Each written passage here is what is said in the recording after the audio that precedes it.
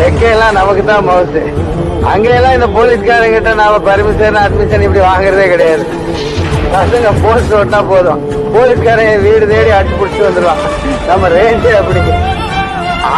நாம சிங்கம்ல சிங்கம். நம்ம நின்னா பொதுக்கூட்டம், நடந்தா ஊர்வலம், படுத்தா பன். அப்படித்தான் அங்க நடந்துட்டு இருக்கு.